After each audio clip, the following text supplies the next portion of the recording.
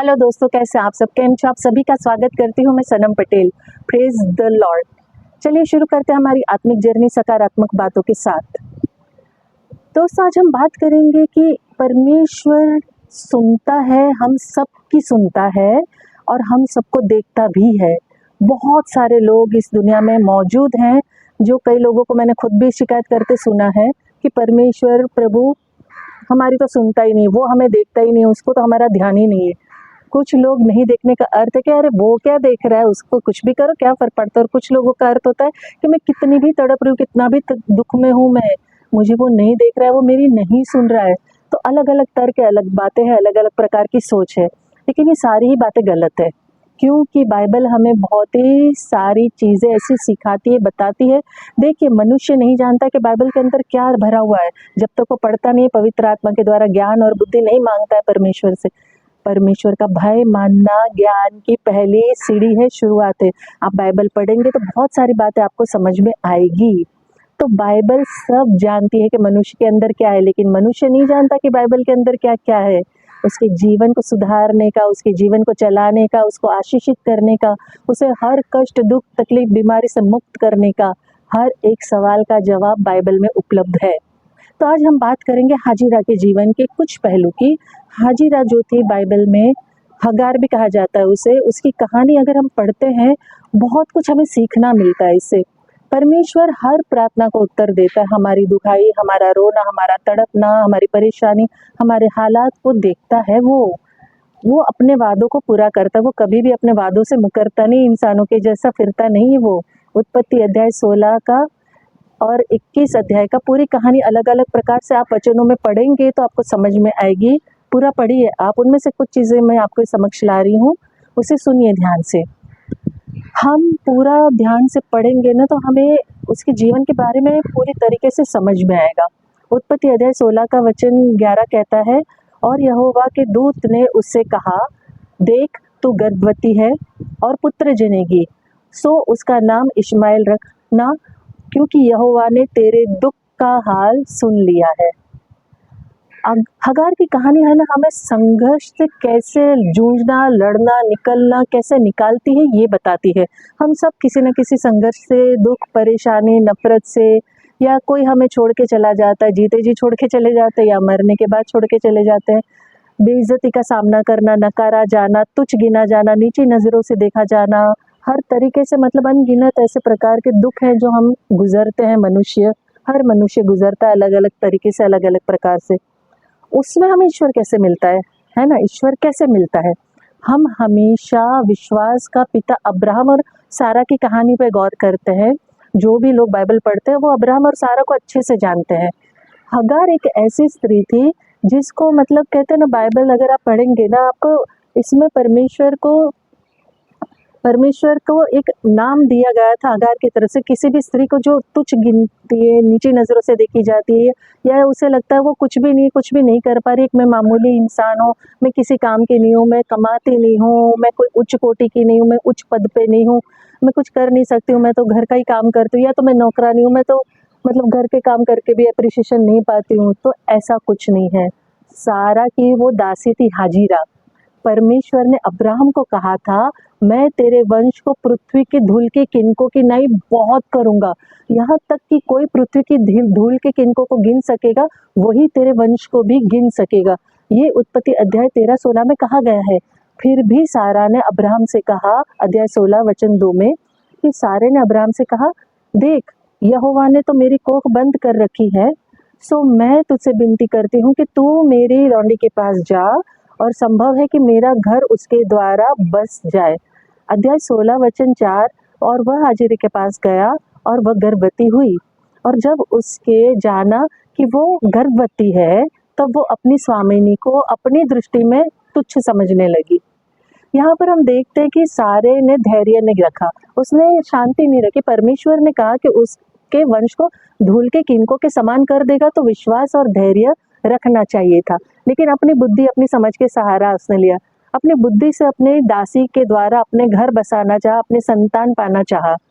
और जब हाजिरा को ये हक अधिकार मिला, तो उसने अपनी स्वामिनी को तुच्छ जाना। उसके मन में उसके प्रति विरोध, मान सम्मान नहीं रहा, विरोध आ गया। उसको क्या लगा, अरे ये तो मतलब गर्भवती हो नहीं सकती, ये तो प्रेग्नेंट हो नहीं सकती, इसको तो बच्चा होगा नहीं, और मैं तो प्रेग्नेंट हो गया, मेरे पास तो वंश है, मेरे पास तो बच्चा है। तो उसके इस आचरण से, इस बिहेवियर के कारण सारे के मन में उसके प्रति नफरत आ गई। पहले इसने तुच्छ जाना, फिर घृणा आ गई उसके प्रति, हगैर के प्रति, कि दोनों के बीच में जो रिश्ता था एक विश्वास का, उसे बदल के ईर्ष्या, जलन, अपूर्णता आ गई। मतलब एक जो मक्कम चीज थी, एक दूसरे के ऊपर भरोसा रख के चल रहे थे कि भाई डिसीजन लिया था कुछ, वो खत्म हो गया। और आज भी यही प्रॉब्लम है कि हम हमारे रचने वाले परमेश्वर पर भरोसा नहीं करते हैं, जैसे इसने नहीं किया, खुद पर भरोसा करके खुद की मति के अनुसार हालातों के कारण थपेड़ खाई। हम कहते ना सिचुएशन ऐसी थी, मैं तो हालातों के अंदर फंस के ये सब फैसला लिया। तो सारा ने जब अब्राहम से कहा, तो अब्राहम ने सारे से कहा, देख तेरी लौंडी तेरे वश में है, जैसा तुझे भला लगे वैसा ही कर उसके साथ। सो सारे उसको दुख देने लग गई, क्योंकि उसने उसको तुच्छ जाना था, उसको नीची नजरों से देखने लगी थी, उसका आदर नहीं करती थी, सम्मान नहीं देती। तो सारे ने अब्राहम को कंप्लेन किया, और अब्राहम ने क्या कहा, ये तेरी दासी है, तुझे जो सही लगता है तू कर। तो वो उसके सामने से भाग गई, क्योंकि वो जब दुख देने लगी सारा उसको, तो वो उससे बर्दाश्त नहीं हुआ हाजिरा से।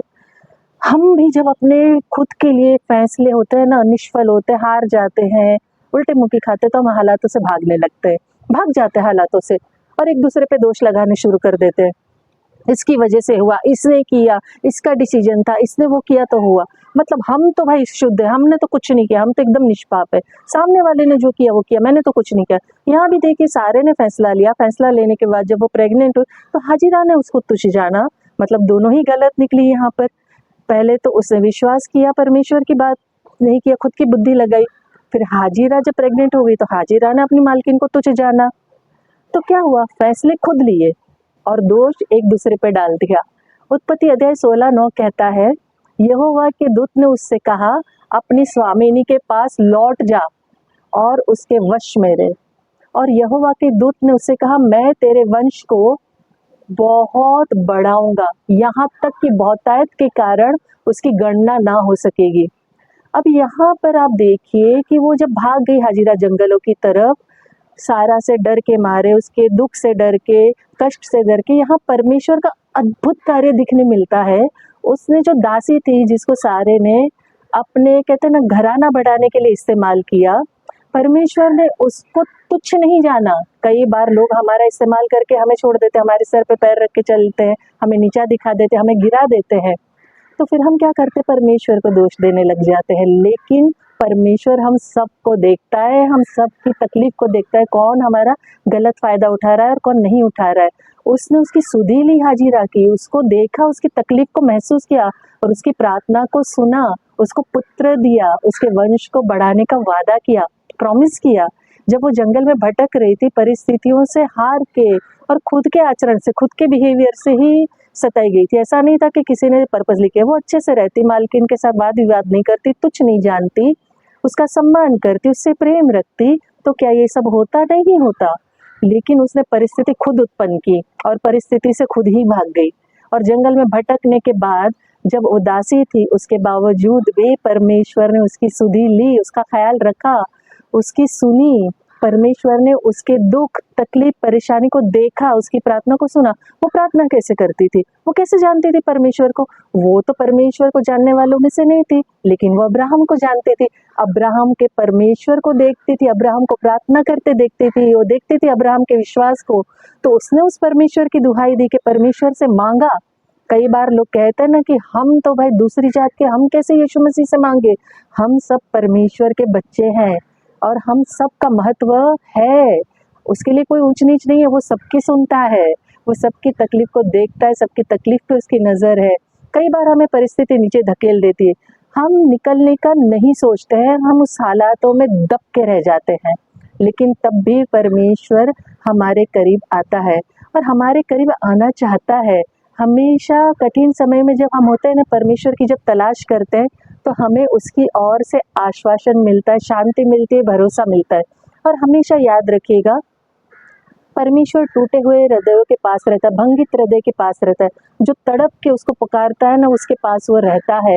ऐसा नहीं है कि प्रभु आपको नहीं देख रहा है, नहीं सुन रहा है, नहीं जानता। हाजिरा का जीवन हमें आशा की ओर ले जाता है। वो विश्वासिनी नहीं थी, वो परमेश्वर को राज्य को नहीं जानती थी, उसके राज्य की नहीं थी, लेकिन वो अब्राहम के परमेश्वर को जानती थी। उसने परमेश्वर से दुहाई लगाई, परमेश्वर से विनती की। हाजिरा का जीवन जो दासी का जीवन था, बुद्धिमान नहीं थी, उसके बावजूद उसने परमेश्वर से दुहाई लगाई और परमेश्वर ने उसकी सुनी। चाहे दुनिया वाले हमें कहते हैं ना, कुछ भी नजरों से देखे, तुच्छ नजरों से, नीची नजरों से, कम आके हमें किसी भी लायक ना समझे, हम किसी भी जाति के क्यों ना हो, जब हम परमेश्वर को पुकारते हैं तो यीशु मसीह हमारी सुनता है, हमारी सुधि लेता है। जब भी हम अपमानित होते, अंदर से हम जब टूट जाते हैं, कई बार हम मृत्यु को गले लगाना चाहते, जैसे हाजिरा लगाना चाहती थी, भूल जाते हैं कि जीवन परमेश्वर की ओर से मिला हुआ है, ये एक वरदान है। जैसे हाजिरा सारा के दुख देने के कारण गर्भवती होते हुए भी जंगल में मृत्यु की तरफ भागी थी, मगर परमेश्वर का दूत उसके पास आता है और उसे कहता है कि लौटकर जा अपनी स्वामिनी के पास, अधीन रहे उसके, मतलब जो आपका मालिक है उसके अंडर में आपको रहना है। हाजिरा बाइबल में जो है ना, ईश्वर का नाम लेने वाली, मतलब जो उसने नाम दिया था जब उसको तकलीफ हुआ था, एक मात्र महिला है जो उसने परमेश्वर को नाम दिया, नाम लिया, एल रोई। उत्पत्ति अध्याय 16-13 में कहती है कि जब उसने यहोवा का नाम, जिसने उसके बात की थी, एल रोई रखकर कहा कि क्या मैं यहाँ भी उसको जाते हुए देखने पाई जो मेरा देखनहार है, मतलब जिसने मुझे देखा, जिसने मेरी दुख तकलीफ परेशानी को देखा, मेरी सुधि ली, मेरी तड़प, मेरे रोने को देखा, मेरी तकलीफ को देखा, तो मैं उसको देखने पाई। इसमें ना हमें 5 बातें समझनी है कि हमें कभी भी नहीं भूलना चाहिए कि वो हमें देख रहा है, चाहे हम कहीं भी हो, जहाँ भी हो, जैसे भी हो, परमेश्वर यीशु मसीह हमें देख रहा है। दूसरा, परमेश्वर अपने वादों को कभी नहीं तोड़ता है, कभी नहीं भूलता है। इंसान धोखा देता है, झूठा होता है, फरेबी होता है, वादा करके तोड़ देता है, भूल जाता है, लेकिन परमेश्वर अपने वादों को कभी नहीं भूलता है। और उसने कहा मैं ना तुझे छोड़ूंगा ना त्यागूंगा, तो वो कभी नहीं छोड़ेगा, कभी नहीं त्यागेगा। आमीन, हालेलुया। तीसरा, परमेश्वर के ऊपर विश्वास रखो, परमेश्वर हमारा ध्यान रखता है। जो बहुत लोगों को शिकायत है ना कि उसको तो हमारा ध्यान नहीं है, वो तो हमारी सुनता नहीं है, गलतफहमी निकाल दो, परमेश्वर को हमारा ध्यान है। चौथा, परमेश्वर हमारी चिंता करता है और बहुत गंभीर तरीके से चिंता करता है। तो हमें चिंता करने की जरूरत नहीं, अपना बोझ, अपनी चिंता परमेश्वर पर डाल दो, वो मार्ग निकालेगा, क्योंकि उसको हमसे ज्यादा पता है, हमारी बेहतरी पता है, हमारे लिए क्या अच्छा है। पांचवा, किधर भी आप जाओ, कहीं भी आप रहो, आप अकेले नहीं हो, ये याद रखो। बहुत लोगों को लगता है कि मेरा तो जीवन में कोई नहीं है, जैसे मुझे एक समय पे लगता था जब मेरा जीवन साथी छोड़ के चला गया इस दुनिया से, कि सब कुछ खत्म हो गया, मैं अकेली हो गई, अब मेरा कोई नहीं है, अब मेरा क्या होगा। लेकिन ऐसा नहीं है, परमेश्वर हर वक्त, हर घड़ी आपके साथ मौजूद है, आपको शांति से समेटे रखता है, अच्छे समय में भी और बुरे समय भी। हार मत मानो, अपने आप को समर्पित कर दो, सरेंडर कर दो, वो आपको बल और सामर्थ्य देगा।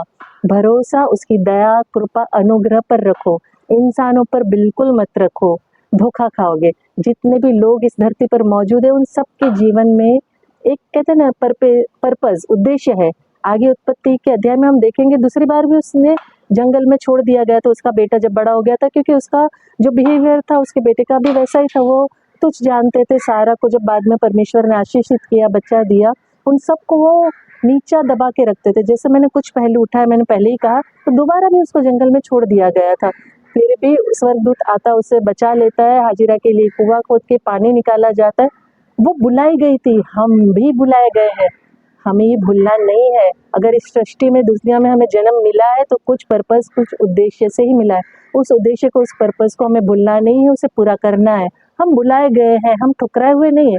इंसान हमें ठुकराता है, परमेश्वर हमें नहीं ठुकराता है।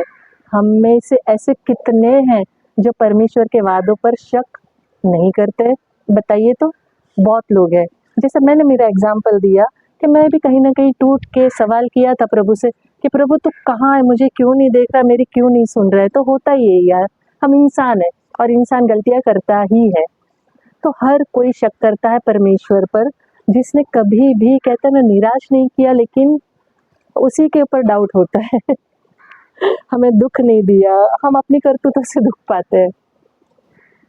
अगर हागार जो है, हाजिरा जो है, इजरायली नहीं थी, जैसे मैंने बताया, वो गुलाम थी, दासी थी, जिसके पास कोई भी शक्ति नहीं थी, कोई पोजीशन नहीं था, कोई धन नहीं था, कोई स्थिति नहीं थी।